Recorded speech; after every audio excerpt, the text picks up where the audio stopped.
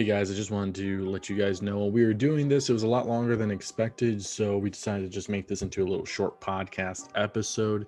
This was originally recorded for YouTube, just as like a regular YouTube video, but this will go out on Spotify, Apple Podcasts, and all the other platforms that we use to put our podcasts out there. So if you're listening on there, just know we kind of started off with the intention that this was going to be on YouTube. I decided later on from editing it that we'll just make this into a shorter podcast episode for those on YouTube. That's just kind of what this is. So please enjoy the video or, the podcast episode. Thank you so much for listening and watching, and enjoy.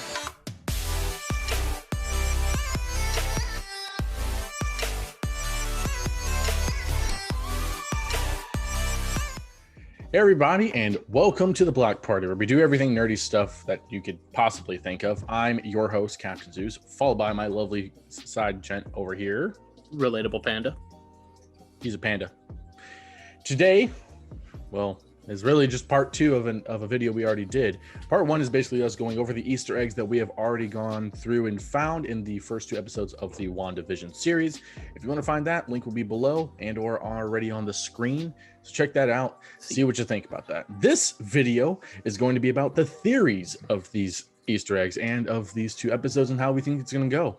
Spoiler warning for anyone that hasn't seen the episodes or seen the series yet, because we will go into spoilers. And theory warning too, hella, in case some of our theories come into fruition.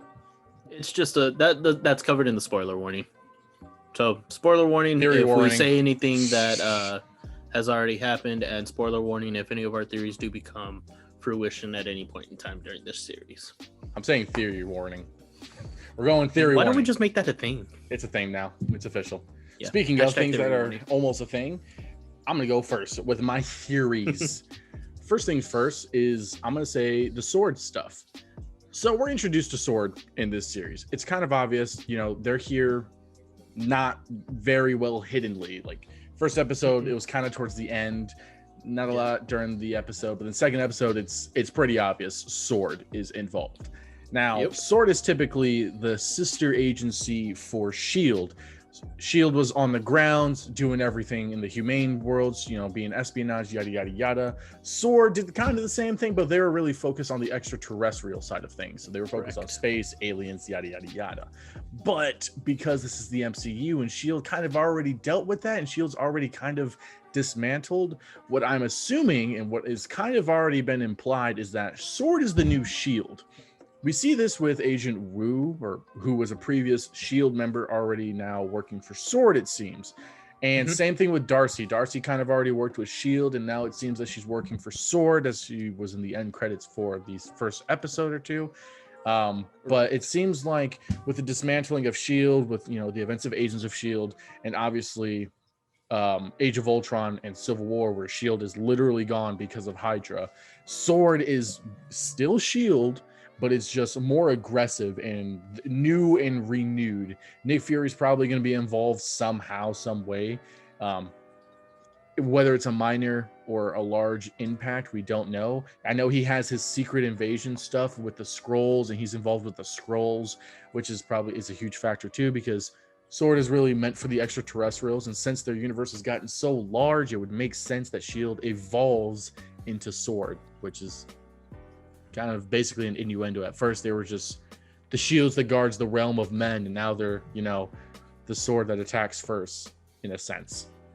I mean, to kind of support your theory there, that's a lot of speculation has been that's where we see Nick Fury at the end credits scene of Far From Home and Infinity War after the snap,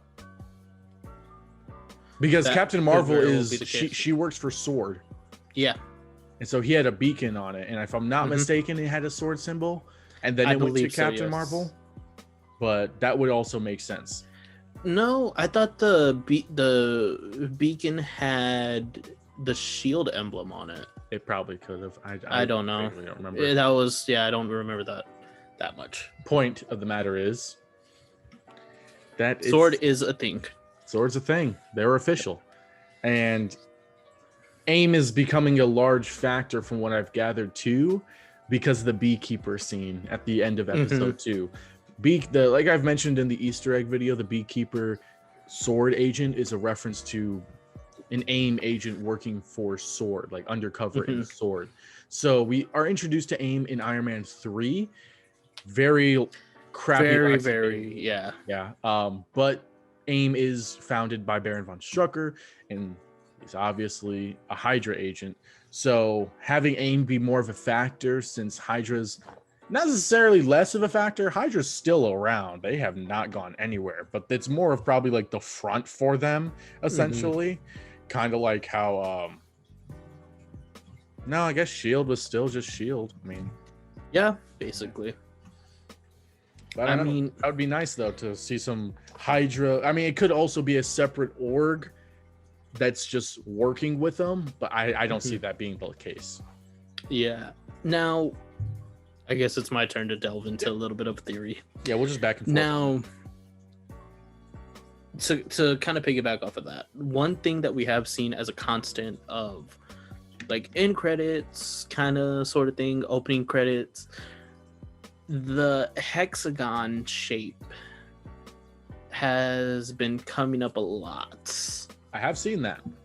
Kind of like a honeycomb or a beehive, which beekeeper would kind of make sense. That would make sense. To where in the reality that we see, Wanda is the queen bee. Yeah, that would make sense. That's what we see.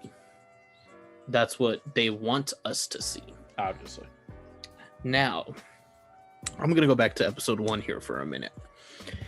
Because we see, of course, we see Wanda and Vision. They start the show. Then we see Agnes, kind of the neighbor, coming up and introducing herself. Very aggressively, so. Very aggressively. Now, Agnes could be shortened for Agatha Harkness. And for those who don't know, Agatha Harkness, it's a bit of a tongue twister, is the witch companion to Wanda, who secretly serves Mephisto, who is the MCU equivalent to the devil. I mean, it's another way to call the devil. Yeah, you know, it's one of his names, but yeah, that is their devil essentially. Yeah, they just call him Mephisto. Now, the reason that that's kind of significant and why this theory is kind of reigning true is they start talking about their anniversaries for their weddings. Wanda kind of gets a little tongue-tied because she doesn't know if it's their anniversary. They kind of come to the conclusion that it is, because Agnes kind of plants that seed in her to say, oh, it's y'all's anniversary, or something along those lines. Kind of like Agnes is trying to control Wanda into thinking what she needs to think. She does mention Ralph a lot. She does mention Ralph a lot. Now, another thing that she mentions about Ralph in episode 1 is the fact that the only way that he'll remember their anniversary is if there was a beer named June 2nd. Why is that significant? We have referenced this before you newcomers. June 2nd is the start of the Salem witch trials. So, mindless date or Agatha Harkness theory? I'm going for the latter, because I'm going for the latter. The way the show has gone, it has been so detailed and specific. The director of the show has done an amazing job for it. Now, I told you this before we started recording this, and you kind of looked at me funny. Let me go ahead and delve into this. Later on in episode 1, Agnes shows up at the front door with a pineapple and sees Vision in human form for the first time. When the door opens and she sees it, she kind of does this little hand movement up Vision's body. Notice how Wanda shuts the door in her face right away as she's doing this little hand motion. Yeah. And what do you just think that's a harmless hand motion? I personally think that's just, 60s style to the now, excuse me. Let's fast forward to episode 2. After the talent show, right? What does Wanda do to see what's wrong with Vision? She scans his body Oh.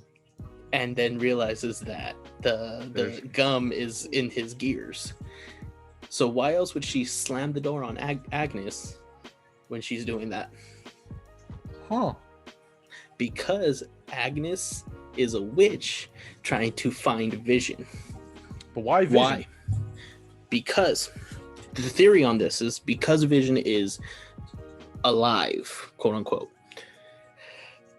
is because in Wanda's reality and Wanda's imagination, she's able to bring Vision back with what in his possession? The Mind Stone. And what has Mephisto always been after? The Mind Stone. Now, to support the Mephisto theory a little bit more, He's got notes, guys. we go into episode 2 after the thud that we hear that turns out to be the sword helicopter. Mm-hmm. We see Wanda pick it up and she's concentrating really hard on this, almost like she's snapping out of the trance that she's in. Almost did. Seemed. Who shows up right away? Agnes. To do what? Get her away from it. Drive her attention away from it. Right? Now, Wanda walks back in and takes Senor Scratchy with her. Mm-hmm. Who... Senor Scratchy could also be a derivative of Mr. Scratch, which is also another name for the devil. Now, when Wanda leaves, the mailman comes in. And there's a awkward interaction between her and the mailman. Yes, she did, right? But theory has it, she could be keeping track of what correspondences do come in and out, to kind of keep what Wanda doesn't need to see away from her, much like everybody else in the town. Because if you look at certain moments in the show or series, there's moments like Dottie, for example, when her and Wanda are looking at each other. Dottie is kind of coming to a realization of like, who are you? Mm-hmm. Where are we? What are we doing here? Right. What are you doing? What is happening, basically? And then all of a sudden, the radio snaps, goes off. Dottie cuts her hand. And then they go right back into that trance. See, I don't know if you have more to delve onto in that, but it goes into one of my theories that I have as well. But if you want to... Now, I mean, there's more to it as far as... The statement for the children comes up a lot in episode 2, which, if you know the comics, Mephisto's main goal is to have possession of Wanda's kids, to make Wanda have kids essentially, and then take possession of them to then get control of Wanda's powers, right? Yep. Now, my theory here, going back to, we're kind of jumping around a little bit. Episode 1, when we see Arthur and his wife come over for dinner. I don't think that was really Arthur and his wife. What do you think it was then? Mephisto and Agatha. Only because of this reason, right? They're prying the kids. Why don't you have any kids? Mm-hmm. Question a lot in that scene. And then he slams on the table, gets their attention, and then he starts choking. Mm-hmm. Right? Vision has to reveal himself at that point, which, thinking about it, he could have just done CPR and the Heimlich, kind of like a normal person would have, but he's not normal.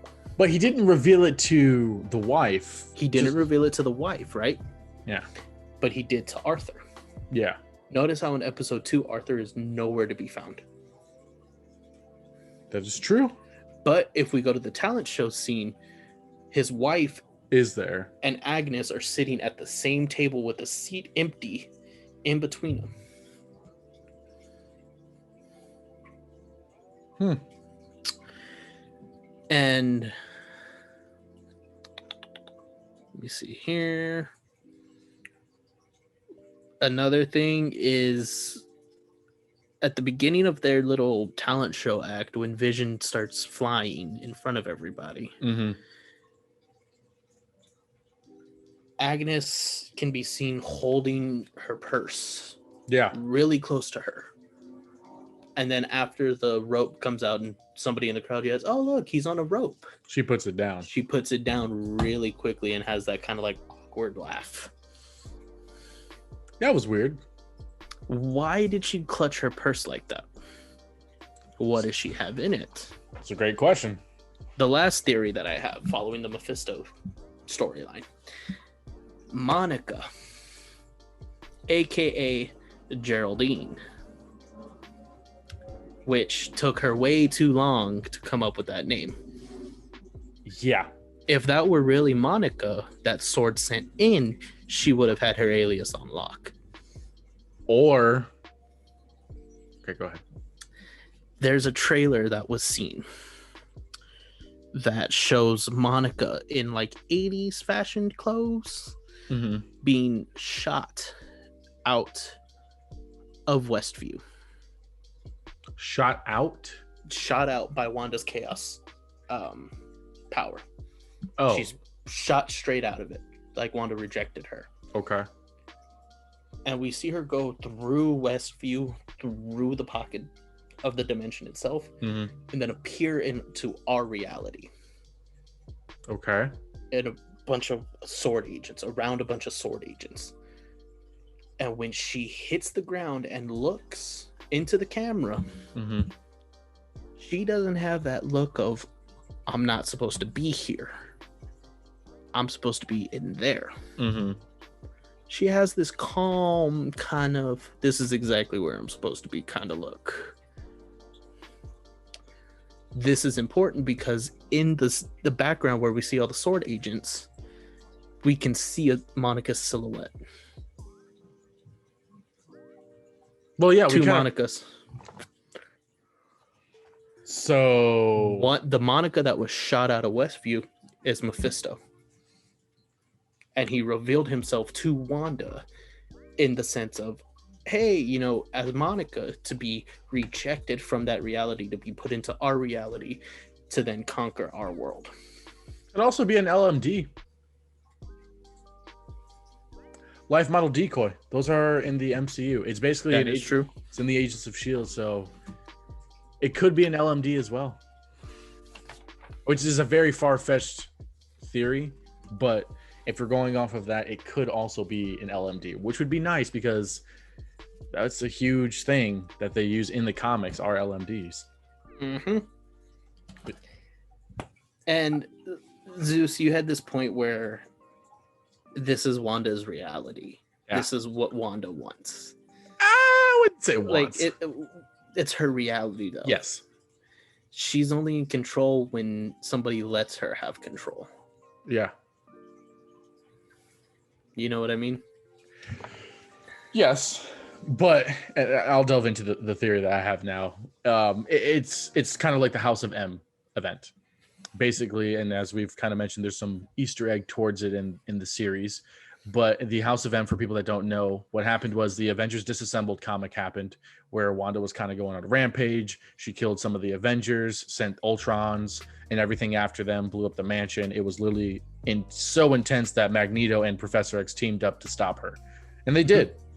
And Quicksilver came up and was like, change everything. You can do it with a snap of your finger. You are that powerful, which she is that powerful. She's probably one of the most powerful people in the entire universe. And she was like, okay, I will. And so with the snap of her fingers, she changed reality, all of it, to where she was part of like the superior, you know, the kings, the race or whatever that was in control. They were ruling the world, that kind of thing. I think the only ones that really remembered was like Wolverine and maybe one or two other. Cannot remember. But basically, she altered reality on the whole Earth to her point of, to what she wanted it to be. Now, in the Avengers Disassembled, she altered reality in that area.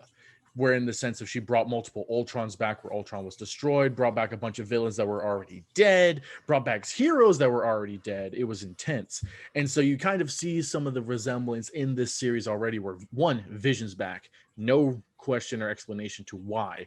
She has done this before in the comics where Vision died and she brought him back into reality because she can do that. And her and Vision had kids, which is literally impossible, but within her powers, she made the kids. But it wasn't in a sense of like womb kind of things. It was just like, boom, they're there.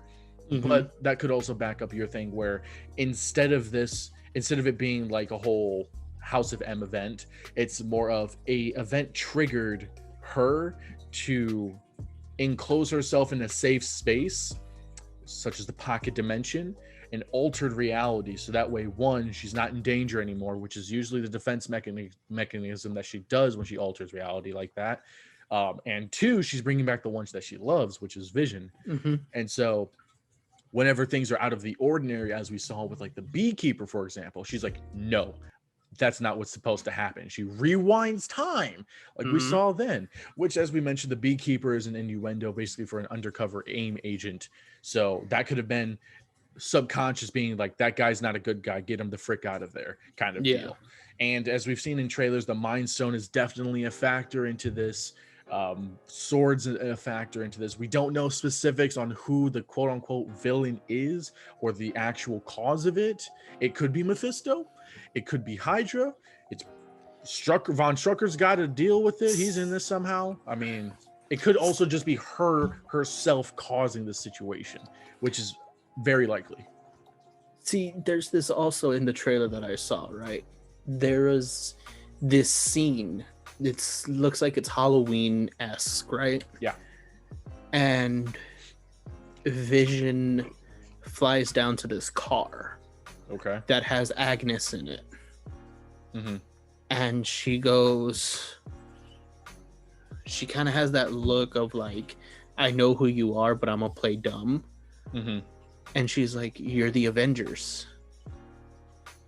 And Vision, because Vision is Vision. He's not Paul. He's Vision. Well, that's because he was in a costume, but yeah. Quote unquote. But he flew straight down in front of the car and then walked up to it. Like, homeboy, they just saw you fly down. Like, but explain that. But probably something that was like, either way, breaking reality kind of deal. Later on in that same trailer, right, there's a shot of Vision touching Agnes's head, snapping her into reality, like taking the blinder off, right? Yeah. And then there's no dialogue that's said, but you can clearly see that something's exchanged. And then it just shows Agnes laughing maniacally. I mean, I think, if I'm not mistaken, because Agnes being, the neighbor, there was a scene where she was like, in that event, like you're the Avengers kind of thing. It looked like she was about to break down kind of deal. So it could have also been that she's being used as well, more of like, not necessarily, yes, she is a part of the main baddies, but more of like she is being used by them and is kind of like torn between the Wanda reality and then whoever's controlling her and then the actual reality kind of deal. If it is Mephisto, could have been the whole, hey, I took over your body kind of deal after she's like being torn. Who knows? Because there's still the whole thing in episode 1 where we see 2 EKG grabs almost. Yeah. Monitoring heart rates, one red, one green. We can only assume that the red one is Wanda. But what would the green signify, though? That's the thing. My theory on that is... Because think about it. If she brought him back to life, there has got to be a way for them to monitor that. Which would make sense with red and green. The only way that would happen is if they were to have his shell. Which I'm sure they do. That would be the only way that I could see that happening. But even at that, the shell is a dead shell. There's no heart rate on it. There's no monitor on it. But it's a machine.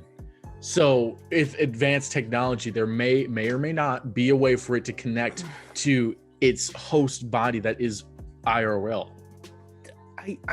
I see where you're getting at, but it's really hard. Yeah, it's out there. I'm not saying this is a real out there theory, because we know for a fact that these events are after Endgame. Oh, 100%. But this, whatever is happening here too, is the start of the trilogy of multiverse madness. So now, actually, when this first came out, there was, WandaVision is going to tie into Multiverse of Madness. That's not going to happen anymore. No, it is. The change of director signifies otherwise. From what I saw, it was like it's still the trilogy. With this is the start of it because Doctor Strange is going to be in it. The Spider-Man Doctor Strange isn't confirmed to be in WandaVision. No way. He's supposed to be confirmed. Anyways, it has not been confirmed, to my knowledge, anyway. Then it's Spider-Man 3, which is the second parter in this, and then Doctor Strange 2, which is the conclusion of it. Probably where you're getting confused, because Doctor Strange is confirmed for Spider-Man 3, not WandaVision. He is. WandaVision is their own separate reality, almost. You know what I mean? Yeah. But I don't know. It's a high possibility. Yeah. Looking at everything, I know that the last 3 episodes are going to be action-packed and what we're used to seeing with the MCU. I just hope a lot of the fans stick around for it like we are going to, because I've seen a lot of mixed emotions to it. Yeah, it's definitely, there's a lot of, I mean, there's only 2 episodes out, there's 9 in total that's going to be released, and they're all roughly 30-40 minute episodes, which considering how small of time, how short of an episode it is, and the short of amount of episodes it is, there's not a lot they can do. But that also means they have to cram it in there, because we're already almost a third of the way there. Exactly. And this obviously will span week to week, so it's going to be up until mid-March, which is when this will conclude. But unless the episodes start to expand in time, where it goes to like 40-50 episodes, and I can get them doing a little bit more.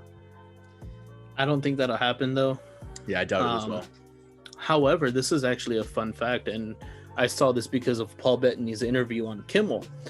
The first episode was actually filmed in front of a live studio audience. Yeah, that was pretty cool. That was really cool. And he said, they treated it as such, as they did back in the day. They only had 2 days to film it. Makes sense. So, I mean, that's pretty interesting. It's also interesting to see that Paul didn't know anything about this when they were putting this to canvas, almost. Kevin Feige actually gave him a call and said, hey, we need to talk to you in person. And Paul was like, oh, this is when I get fired. And he's like, he walked in, he was like, I just want to thank y'all for giving me the opportunity. And he started giving him like the resignation speech. And Feige was like, are you quitting on us? So that's why you called me in. He goes, no, you're going to be in a TV show. Like, oh, okay. I was like, well, that's pretty interesting. I mean, there's also the whole theory of drunk Vision exposing everything. The whole like everything's an illusion because of your human minds. We're going to deceive you, and you're going to believe it because human brains are trained to believe anything that they see. Why would you say that? They can't understand the universe or some crap like that. Exactly. Which I was like, that was a very specific line that went over my head at first. I was like, what the frick did he just say? Yep. I don't know. I honestly don't think that Mephisto is the villain. Maybe the whole Thanos thing where it's like say it's like Strucker's the villain, but he's like the villain behind the villain kind of thing.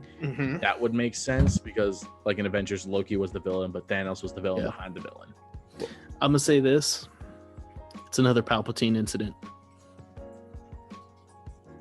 It's another Palpatine. They're just gonna drag up old storylines to old villains and use them for storyline moving forward. Which they can do, though. They haven't been introduced yet in the canon. So they can. This is different from Star Wars. No, I know they can. It's just going to be the same concept, but probably executed a little bit better and to where the fans like it a little bit more. Maybe we get another Wonder Man like cameo. That'd be cool. Get a little poster in there. That would be pretty cool. That'd be nice. Now, I don't know. We do know though for a fact that Westview is a pocket dimension / illusion. It's semi-confirmed at this point. Basically. If it's not already. Honestly, it's confirmed for me because why else would the sword helicopter become a toy? That is also true. Because in the trailer we saw a full-blown helicopter. And maybe... I mean, that could be outside of the dimension as well. Well, that is outside of the dimension. But this is my thing. When you hear the thuds in episode 2, it's Sword trying to infiltrate it and save Wanda. However, it's failed attempts. Yeah, it was the tree, and then the beekeeper, and the helicopter. It was the tree, the helicopter, then the beekeeper. Yeah. My theory with the beekeeper is that it's not who we think it is. However, it's a legit sword agent that just got warped into this threatening figure by whoever this true villain is, whether it be Agatha Harkness, Mephisto, or some Strucker, whatever. Strucker has he's definitely involved. But how can that be though? What do you mean how can that be? Because I could just be thinking about this very wrong. It's kind of late, so my brain is mush at this point. But didn't Strucker become Redface? Redface? Isn't he on Vormir? No, Red Skull. No, that's Red Skull himself. That's separate characters. Two separate characters. Okay. That's what I was thinking. My brain's mush right now, guys. You're good, man. Yeah, no. Okay, so Strucker. I thought we saw the demise of Strucker. Von Strucker has a monocle. Yes, I know he has the monocle. I just thought that he became Red Skull. No. So didn't we already see Strucker's demise though, and like him get killed off? Remember, Wanda can alter reality. So, because there's a lot of Hydra references in there already, it could have been this. She brought Vision back. We may or may not see Quicksilver, which that's another thing too. The guy that played Quicksilver in the X-Men movie. That's what I wanted to tell you about. He is essentially confirmed in the series, if I'm not mistaken. But since he's in it, Vision's alive. There's no doubt that Strucker's back. There's also a lot of speculation and theory about Quicksilver coming into the show, like you said. But that is Mephisto. Could be coming in as a body and a figure that Wanda will trust. Could be one of her kids. Break her walls down. Could be one of her kids. I don't think he'd go into the kid that he wants to take. No. I think that the Fox X-Men. Oh, gotcha. Quicksilver. Yeah. Would be one of her kids. Like she names him like Pietro after her brother, and it's just him. But it doesn't seem like the MCU Quicksilver is coming back. It doesn't look like he's back.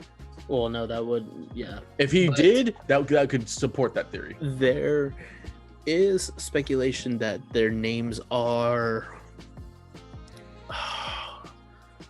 It starts with a B. One of them starts with a B and the other starts with a C. And that goes off of a trailer that shows them kind of like in the 80s, 70s kind of vibe. And their refrigerator has a bunch of art on it. And one of them is the letter B and the letter C that looks like the kids made it.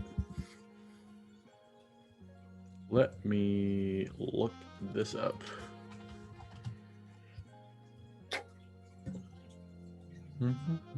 But for sure, I am guaranteeing you that we are going to see Agatha Harkness in this.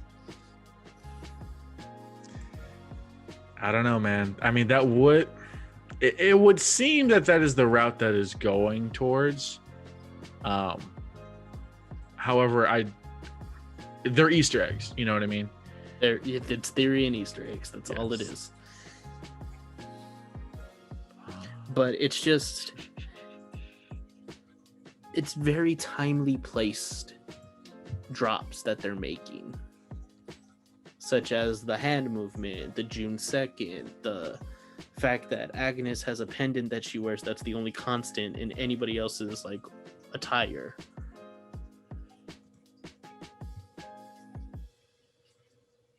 Sorry, I'm still looking this up.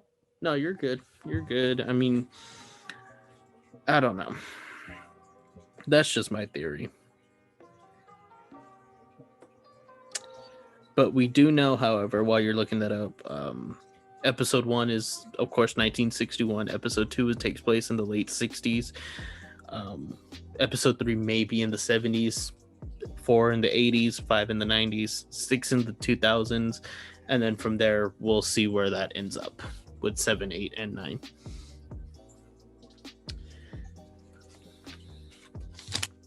Other than that, I mean, there is also that one throwaway joke that they have that's kind of really weirdly placed in the beginning of episode 2 about the portcullis gate and the moat. Yeah, what was that all about? I don't know. I really don't know. But yeah, I don't know. We also, again, for the children and the devil in the details and all that, it's just, they're really timely placed. It's like, I don't know. Still having trouble finding it. Can't find the names. Because there's Wiccan, but he's from a different timeline.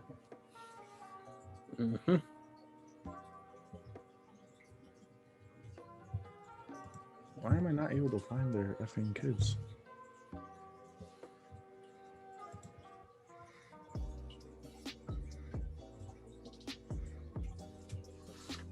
Okay, they have twins Thomas and William.